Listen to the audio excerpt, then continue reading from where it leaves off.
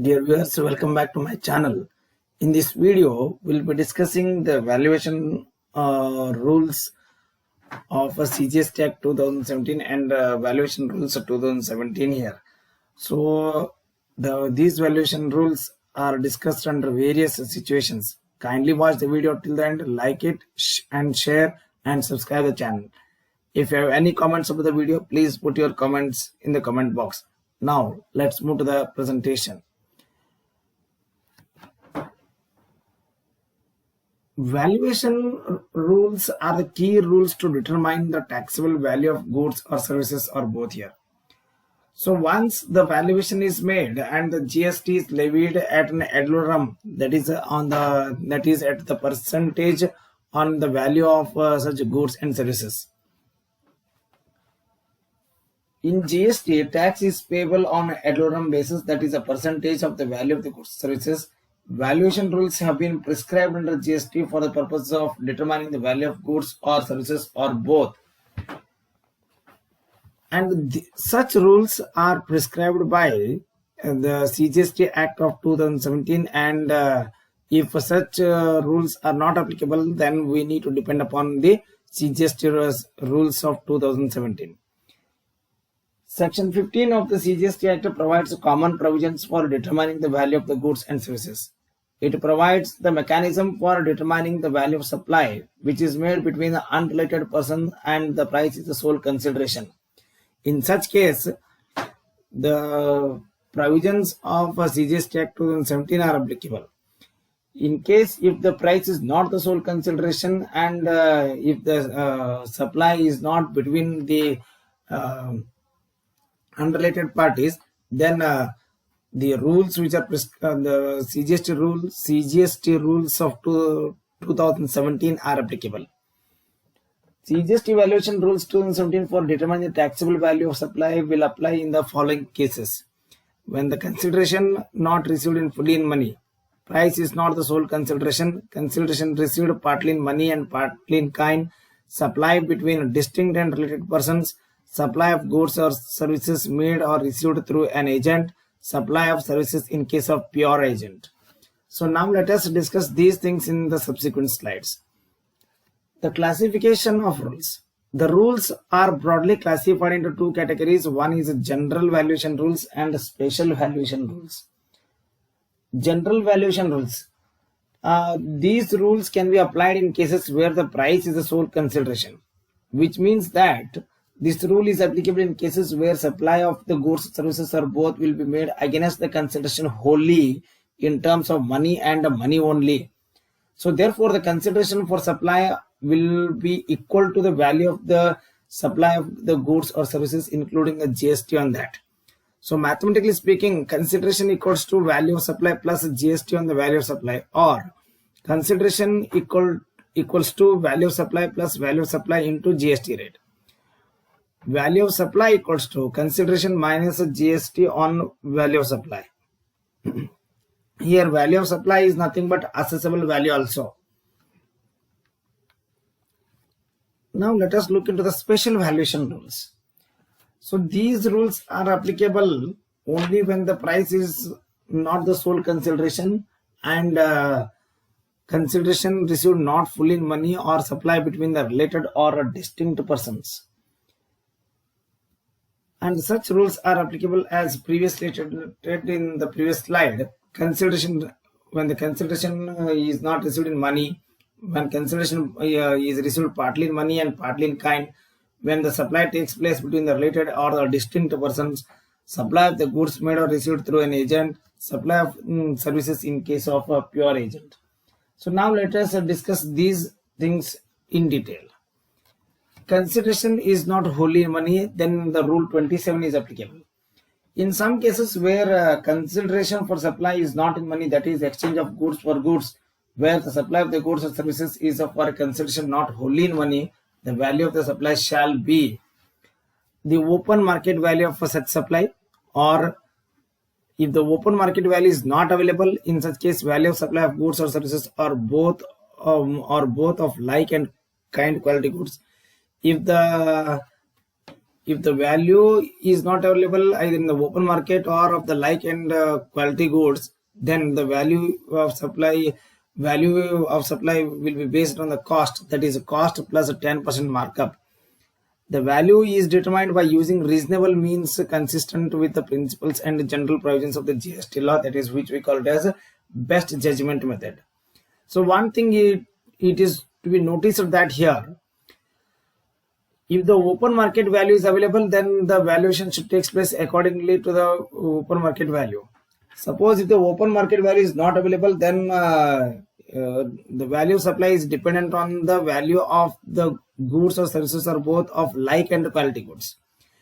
If both of these two are not available, then value of supply will be made on the basis of the cost plus 10% markup price. If all these three are not available, then only the best judgment method will be applied here. So what is this open market value here?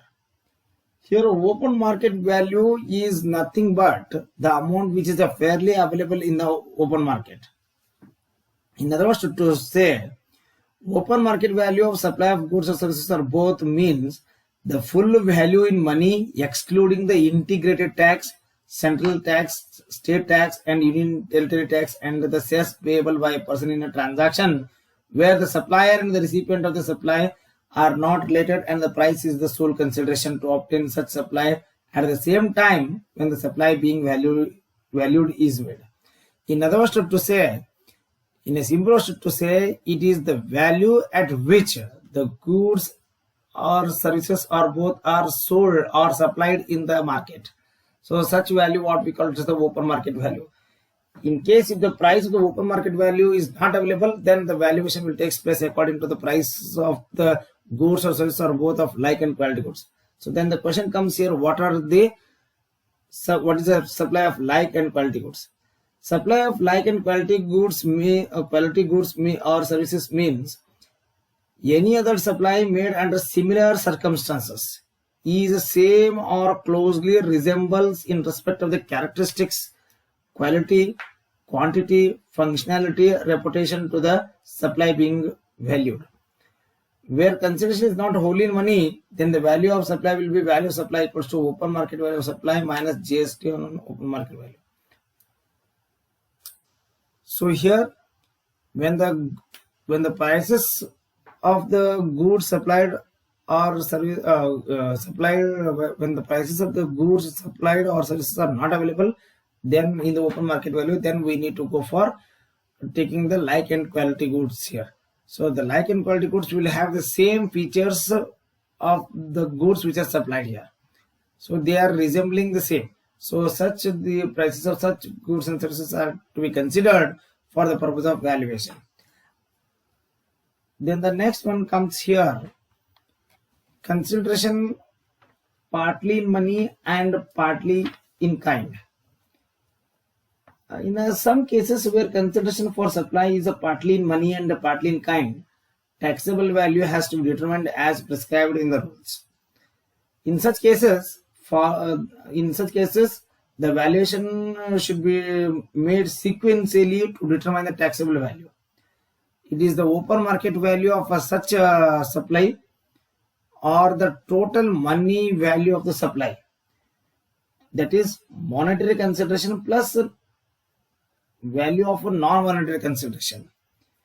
Then value of supply of like and quality goods, value of supply based on the cost plus 10% markup, value of supply you determined by using reasonable means consistent with the principles and general provisions of the GST law. In a very simple way to say, whenever the goods are supplied partly for consideration money and partly in kind here, so first the prices of such goods or services supplied should be ascertained from the open market.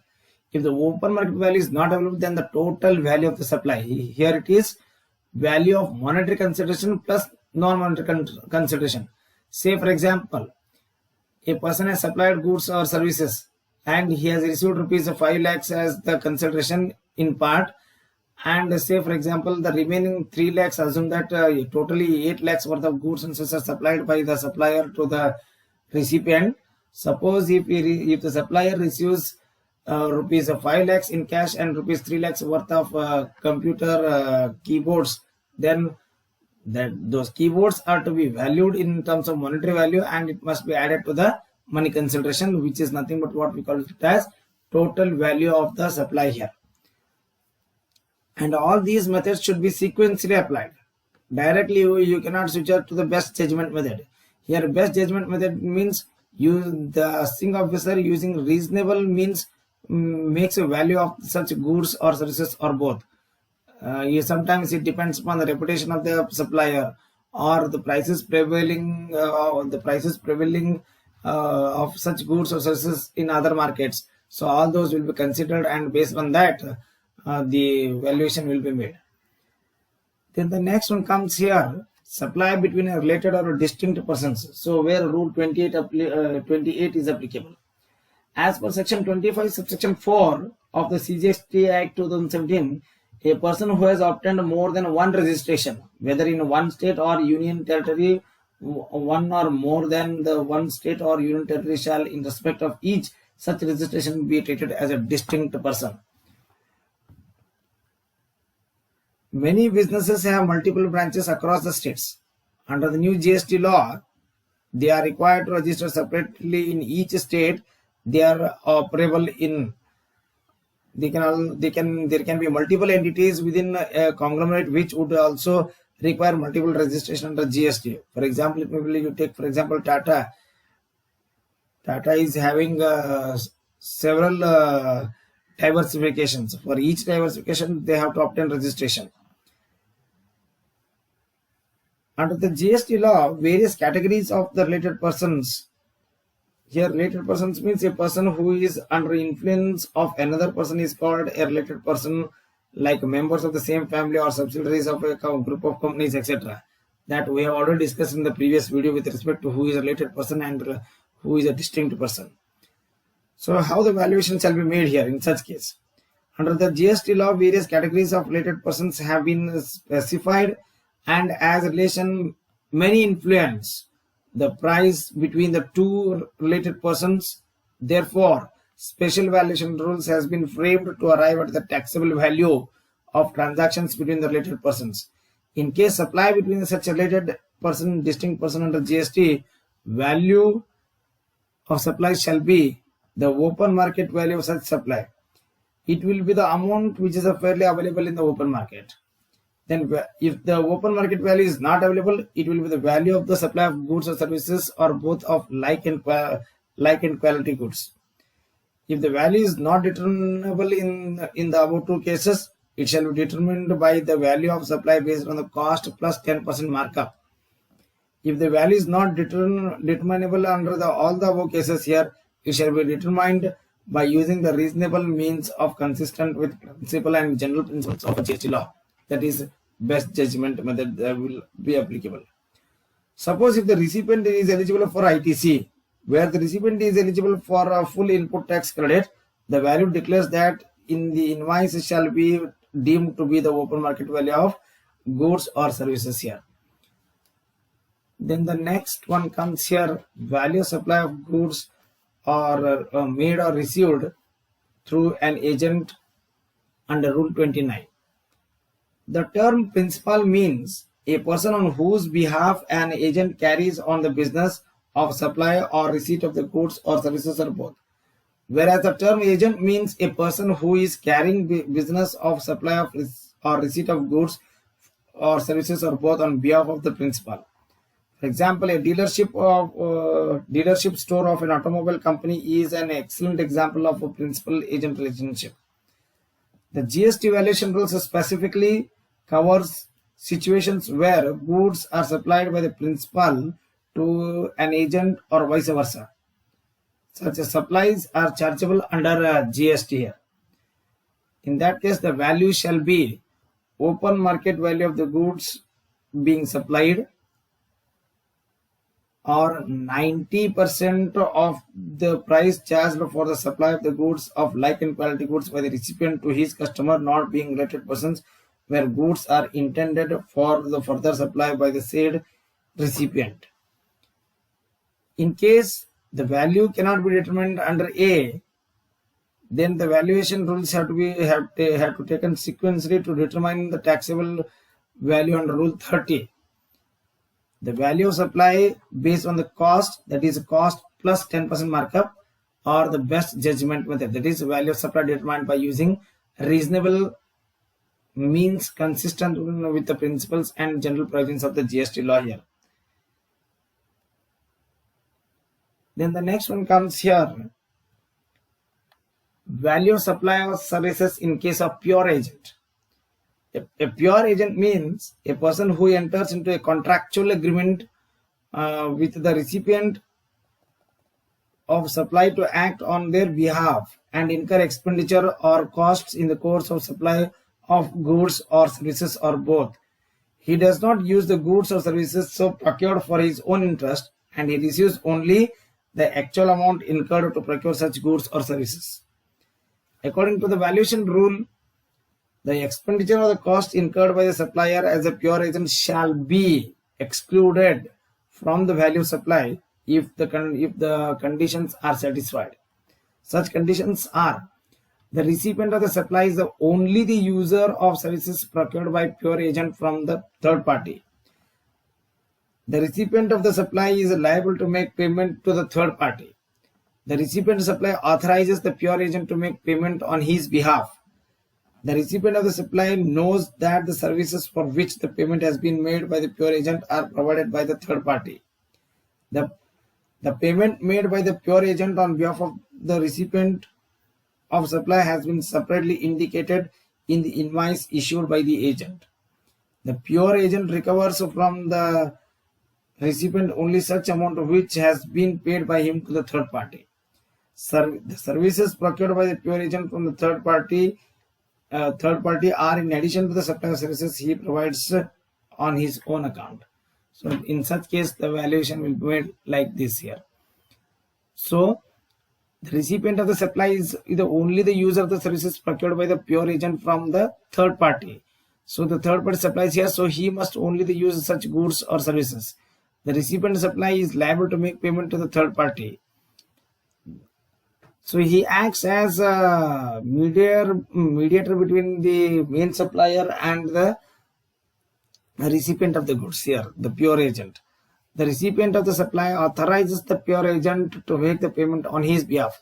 So the pure agent gets the prices of the goods and services from the recipient, then he makes the payment to the supplier here. The recipient of the supply knows that the services are provided by the third party. The payment made by the pure agent on behalf of the recipient of supply has been separately shown in the invoice issued by the agent here. Then pure agent recovers from the recipient only such amount which has been paid by him to the third party. So first he makes payment on behalf of the recipient of the goods, then he recovers the same from the third party. Services procured by the pure agent from the third party are in addition to the supply of services on his own account here. Thank you for watching this video.